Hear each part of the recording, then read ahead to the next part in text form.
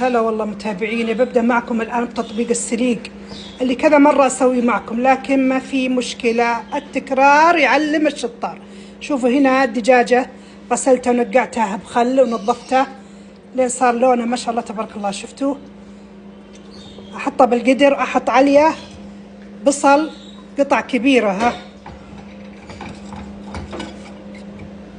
راس بصل وسط أقطعه 4، وأحط عليها بهارات عدلة، بهارات العدلة الكبيرة. هذا كيس ايه، لا تحطون عليها بهارات مشكرة شيء فيه كركم ولا شيء عشان ما يصير لون السليق لا اله الا الله اصفر. شفتوا؟ حطوا عليه هذه بهارات العدلة، واذا عندكم بهارات بيضة من بهارات ماما سارة حطوا شوي واملحوه. حطوا عليها المفاتن لا يصير حار عشان ما يأخر استواء الدجاج ولا يدخل بهارات ولا يدخل الدجاج الملح ولا شيء. حطوا فاتر. شفتوا؟ حطوا ملح، املحوه. اي هاتي، هذا بهارات بيضاء من بهارات ماما سارة، هذه بهارات بيضاء شوفوا من بهارات ماما سارة. لا تحطون بهارات مشكلة اللي فيها كركم وهذا، لا، عشان ما يغير لون السليق. الآن خلاص بدون حمس وبدون أي شيء حطوا عليها الموية، أعطينا الموية، حطوا عليها الموية وخلوا لين تستوي الدجاجة. حطوا تقريبا غلاية لتر، خلوه يطبخ لمدة 15 دقيقة الدجاجة يستوي. بعدين طلعوا الدجاجة واشخلوا الموية وكبوا عليها الرز المصري الصنوايت حق السليق. الحين بوريكم صورته. شفتوا متابعيني؟ هذا هو الرز حق السليق، يا هذا يا رز ابو بنت.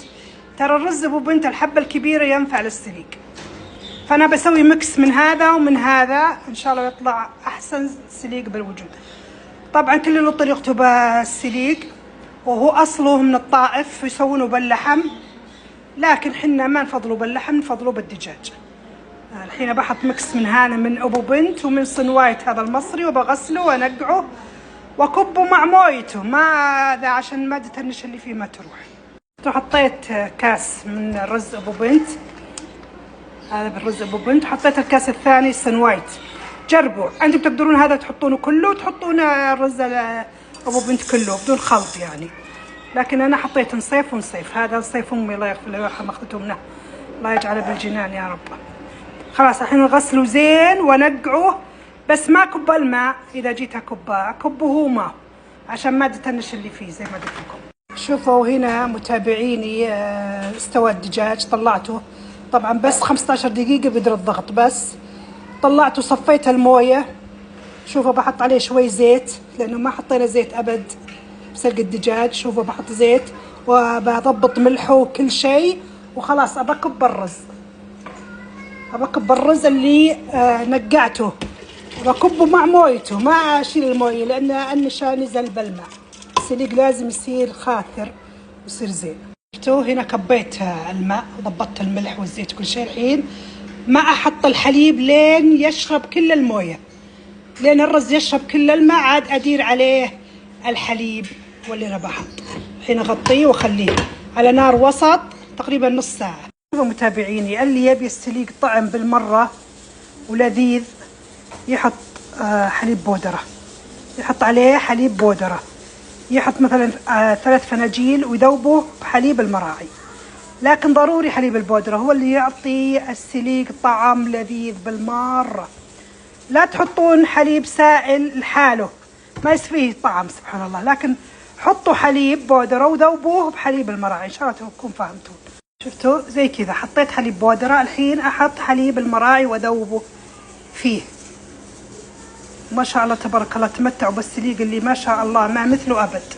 شفتوا هنا بعد ما شرب السليق الحين ادير عليها الحليب، ادير عليها الحليب ما شاء الله يخليه لونه ابيض ويهبل.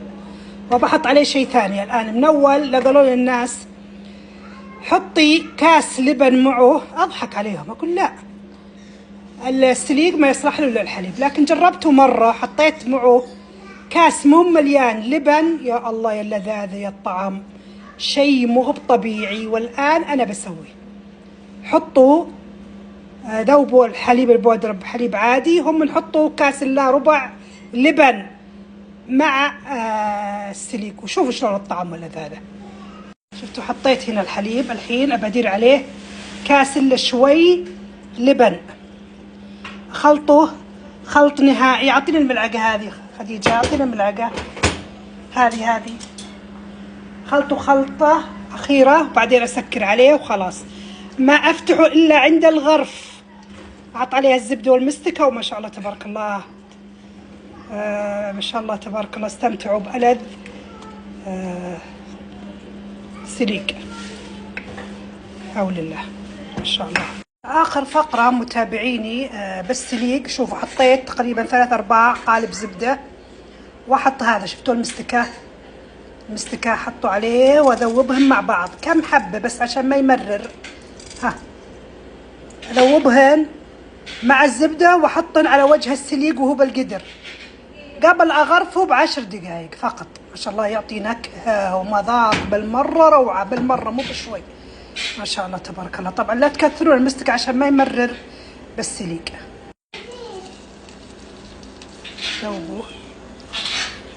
ذوب الزبدة بالمستكة، خلوها تذوب.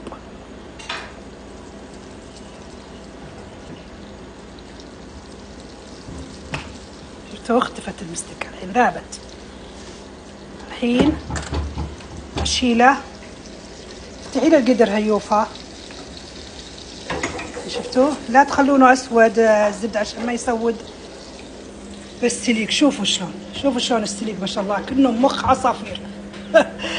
تقولون شو درات سوى مسار على مخ العصافير؟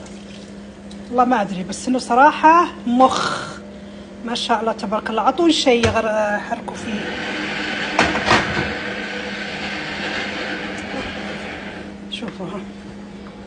شوفوا شلون قوام. طبعا فلفل اسود. شفتوا هذه الدجاجه بعد ما طلعناه دهناها بكركم وشوي زيت وشوي صلصة. دهناه كذا وحمرناه بالفرن، نحطه على وجه السليق.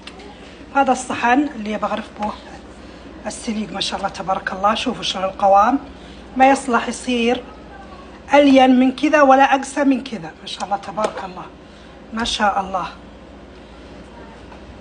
سليق كايف من ألذ ما يمكن. ما شاء الله يديات ماما سارة ما شاء الله عليها. اذكروا والله على ماما سارة. الله يسعدكم يرضى عليكم. طبقوا طريقتي، حطوا اللبن حطوا حليب، وما شاء الله تبارك الله.